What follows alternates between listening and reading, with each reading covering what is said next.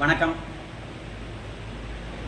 Welcome to mister review channel.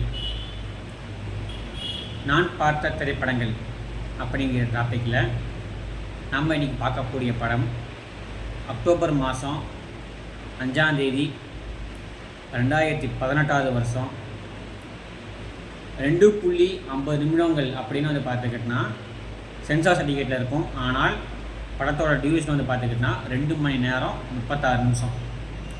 2 மணி நேரம் 36 நிமிடங்கள் வரக்கூடிய படமாக ஸ்டோரி மற்றும் இயக்கம் ராம்குமார் அவரோட கதையில், தயாரிப்பு தில்லி பாபு மற்றும் ஸ்ரீதர் அவர்களோட தயாரிப்பில், இசை ஜிப்ரன் அவர்களோட இசையில், ஒளிப்பதிவு டிவி சங்கர் சார் அவரோட ஒளிப்பதிவில், விஷ்ணு விஷால், அமலாபால் மற்றும் பலர் நடித்து 2018 வருஷம் முக்கிய குறிப்பு முனிஸ்கான் அவர்களும் இந்த படம் செய்து நடிச்சிருக்காப்படி. அவர்களோட நடிப்பில் 2018 வருஷம் அக்டோபர் மாதம் 5ஆம் தேதி வெளிவந்த ஒரு சைக்கோ த்ரில்லர் படமாக வெளிவந்த ராட்சசன் இந்த படத்தை பற்றி பார்க்க போகிறோம். ஒரு முக்கிய குறிப்பு, இந்த படத்தை பார்க்குற மாதிரி இருந்தால் அடல்ட்ஸ் மட்டும் பாருங்கள். 18 வயது பூர்த்தியானவங்க மட்டும் இந்த படத்தை பாருங்கள். அதுக்கு கம்மியாக இருக்கிறவங்க இந்த படத்தை பார்க்குறதுக்கு கொஞ்சம் மனதைரியம் வேணும். ஏன்னா இந்த படம் பார்த்துக்கிட்டிங்கன்னா அப்படிப்பட்ட படம். இந்த படத்தில் பார்த்துக்கிட்டிங்கன்னா ஏகப்பட்ட சீன் பார்த்துக்கிட்டோன்னா நம்ம மனசை பார்த்துக்கிட்டோன்னா போட்டு வதைக்கும். போட்டு பார்த்தா சித்திரவதை பண்ணும். என்னடா அது இந்த அளவுக்குலாம் கொடூரமான ஆளுங்களாம் இருக்காங்களா, இப்போவும் இருக்காங்களா அப்படின்னு நம்ம மனசை பார்த்தீங்கன்னா போட்டு வதைக்கும். அதனால் இந்த படத்தை பார்க்குறதுக்கு முன்னாடி யோசித்து பாருங்கள். ஆனால் கட்டாயம் பார்க்க வேண்டிய படம். இந்த படத்தோட கதை என்னென்னா, ஒரு ஸ்கூல் பிள்ளைங்க மட்டும், ஒரு 12வது படிக்கிற ஸ்கூல் பிள்ளைங்க மட்டும் பார்த்துக்கிட்டிங்கன்னா தொடர்ந்து கொலை செய்யப்படுறாங்க. 12வதா 10வதான்னு தெரியல. ஸ்கூல் பொண்ணுங்க பார்த்துக்கிட்டிங்கன்னா தொடர்ந்து மர்மமான முறையில் கொல்லப்படுறாங்க. அந்த கொலைக்கான காரணம் என்ன, அந்த கொலைகாரன் யார் அப்படின்னு கண்டுபிடிக்கக்கூடிய ஒரு த்ரில்லர் படம் தான் இந்த ராட்சசன். இந்த படத்துக்காண்டி ஏன் நம்ம இயக்குனர் பார்த்துக்கிட்டுக்கிட்டனா மிஸ்டர் ராம்குமார் சார் 2 வருஷம் பார்த்துக்கிட்டனா வெயிட் பண்ணார் அப்படிங்கிறத தெரிஞ்சுக்கிறதுங்க. உங்கள் கதை பார்த்துக்கிட்டா ஸ்ட்ராங்காக இருந்தால், அவங்க எழுத்து பார்த்துக்கிட்டனா வலுவாக இருந்தால் 2 வருஷம் இல்லை எத்தனை வருஷம் வேணுமா வெயிட் பண்ணலாம் அப்படின்னு நீங்கள் இந்த படத்தை பார்த்தா தெரிஞ்சுக்கலாம்.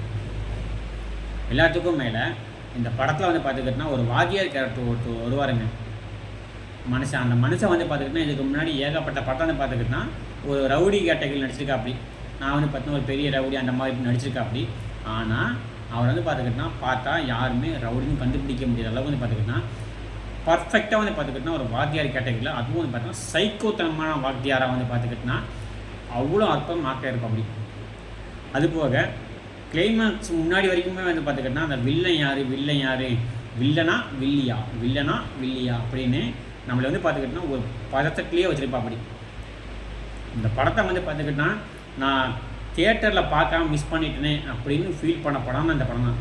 ஏன்னா இந்த படத்தில் பார்த்துக்கிட்டனா பாடல்களுக்கு பார்த்திங்கன்னா பெரிய அளவுக்கு இடமெல்லாம் கிடையாதுங்க. நமக்கு பார்த்துக்கிட்டனா ஒரு 2-3 படம் மட்டும் தான் வரும். அதிகபட்சம் 2 படம் தான் வரும். அதுக்கு மேலே படத்தை பாட்டு வராது. ஆனால் பின்னணி இசையில் அதுவும் பார்த்துக்கிட்டனா ஒரு பியானோவை வச்சு பார்த்துக்கிட்டனா ஒரு பின்னணி இசை வரும்.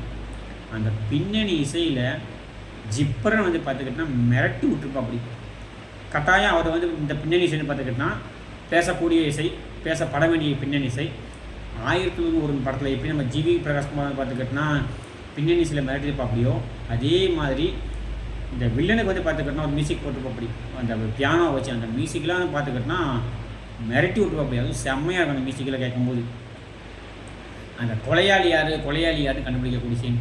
எல்லாத்துக்கும் நம்ம முனிஸ்கான் இருக்கார் பார்த்தீங்களா, அவர் பார்த்துக்கிட்டோன்னா ஒரு யதார்த்தமாக நடிச்சிருப்பா. அப்படி அதுக்கும் மேலே அவர் பார்த்துக்கிட்டோன்னா நேச்சுரலாகவும் இருக்கணும். அதே போக ஆனால் பார்த்துக்கிட்டோன்னா அந்த சோகத்தையும் பார்த்துக்கிட்டோன்னா காட்டிக்காமல் யதார்த்தமாகவும் அந்த சோகத்தையும் பார்த்துக்கிட்டோன்னா மனைவிக்கு காட்டிக்காமல் ஆடியன்ஸுக்கு காட்டணும்.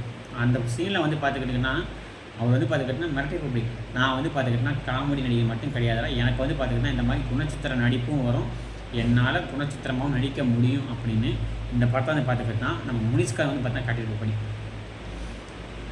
சைக்கோங்கிறவங்க வந்து பார்த்துக்கிட்டிங்கன்னா எப்படி இருப்பாங்க, அவங்களோட அட்டேஷன் வந்து பார்த்துக்கிட்டிங்கன்னா எப்படி இருக்கும் அப்படின்னு சைக்கோக்களை பற்றி வந்து பார்த்துக்கிட்டிங்கன்னா விவரிக்கும் போது அவங்களோட மனநிலை எப்படி இருக்கும், அவங்க வந்து பார்த்துக்கிட்டிங்கன்னா லைவ்ல இருக்கணும்னு ஆசைப்படுவாங்க, அவங்க வந்து பார்த்துக்கிட்டிங்கன்னா அடுத்த ஒருத்தவங்க பார்த்து பேசிக்கிட்டே இருக்கணும் அப்படின்னு சொல்லக்கூடிய சீன்லாம் பார்த்துக்கிட்டிங்கன்னா நம்ம இயக்குனர் ராம்குமார் வந்து பார்த்தீங்கன்னா எந்த அளவுக்கு பார்த்தீங்கன்னா டெப்த்தாக இந்த படத்துக்காண்டி உள்ளே இறங்கி ஆராய்ஞ்சிருக்காரு அப்படிங்கிறது தெரிய வருது. இவர் நம்ம ஹீரோ விஷ்ணு விஷால் அவர் வந்து பார்த்தா படத்தில் போலீஸாக நடிச்சிருப்பா. அப்படி போலீஸாக நடித்ததுனால ஃபஸ்ட்டு வந்து பார்த்தா ஒரு படம் இயக்கணும்னு ஆசைப்படுவா. அப்படி ஆனால் அவரால் படம் இயக்க முடியாது. படம் இயக்க முடியாமல் போலீஸாவா. அப்படி போலீஸ் ஆனதுக்கப்புறம் அவர் கலெக்ட் பண்ண விஷயத்தை வச்சு இந்த சைக்கோவை வந்து பார்த்தீங்கன்னா எப்படி பிடிச்சார், அந்த சைக்கோ படம் எப்படி பிடிச்சாரு அப்படிங்கிறது அவ்வளோ அற்புதமாக இருக்கும்.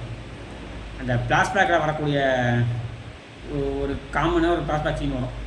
அந்த ஃப்ளாஷ்பேக்கில் வரக்கூடியவர் வந்து பார்த்துக்கிட்டிங்கன்னா ஏன் வந்து பார்த்துக்கிட்டிங்கன்னா தான் வந்து பார்த்தா ஒரு சைக்கோ கொலைகாரனா, சைக்கோ கொலைகாரன் ஆகிறதுக்கு யார் காரணம், எதனால் காரணம் அப்படின்னு விவரிக்கிற சீன்லாம் பார்த்துக்கிட்டிங்கன்னா ஒருத்தரோட இயலாமை, ஒருத்தரோட ஜெனட்டிக் குறைபாடை நம்ம வந்து பார்த்துக்கிட்டிங்கன்னா எப்படி பார்த்துக்கிட்டு இருக்கோம், எப்படி வச்சுருக்கோம், அது வந்து பார்த்தா குறைபாடுன்னு தவிர அது வந்து பார்த்தா குறை கிடையாது. அந்த குறை வந்து பார்த்துக்கிட்டிங்கன்னா நம்ம சுட்டி காட்டினால அவருக்கு வந்து பார்த்துக்கிட்டிங்கன்னா எந்த அளவுக்கு வந்து பார்த்தா மன அழுத்தத்தை ஏற்படுத்தும், அந்த மன அழுத்தம் பின்னாடி எந்த அளவுக்கு வந்து பார்த்துக்கிட்டிங்கன்னா பக்க விளைவுகளை ஏற்படுத்தும் அப்படிங்கிறத இந்த படத்தில் தெளிவாக காட்டியிருப்பாங்க. மறக்காமல் இந்த படத்தை வந்து பார்த்துக்கிட்டிங்கன்னா அனைவரும் 18 வயசு பூர்த்தியானவங்க மட்டும் கண்டிப்பாக இந்த படத்தை பாருங்கள். குழந்தைகளுக்கு தயவு செஞ்சு இந்த படத்தை காட்டிடாதீங்க. ஏன்னா இந்த படம் வந்து பார்த்தா அந்த அளவுக்கு வந்து பார்த்துக்கிட்டிங்கன்னா ஒரு பீதியை கலப்பக்கூடிய படம். அமலாபால் வந்து பார்த்துக்கிட்டிங்கன்னா நடிச்சிருப்பாங்க. கதைக்கு வந்து பார்த்துக்கிட்டிங்கன்னா ஒரு ஹீரோயின் தேவை அப்படிங்கிறதுனால படத்தில் சேர்த்துருக்காங்க. அவங்களுக்கு கொடுக்கப்பட்ட கேரக்டர் வந்து பார்த்துக்கிட்டிங்கன்னா அவங்க வந்து பார்த்துக்கிட்டிங்கன்னா சீரும் சிறப்பும் செம்மையாகவே செஞ்சுருக்காங்கன்னு சொல்ல முடியும். ஆனால் அவங்க வந்து பார்த்தீங்கன்னா முக்கியமான ரோலும் பெரிய ரோலுங்கிறது இந்த படத்தில் கிடையாது.